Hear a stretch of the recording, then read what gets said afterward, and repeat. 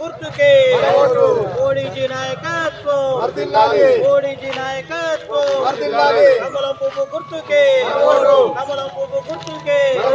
Jai Sriram, Jai Sriram, Jai Sriram, Jai Sriram, Jai Sriram.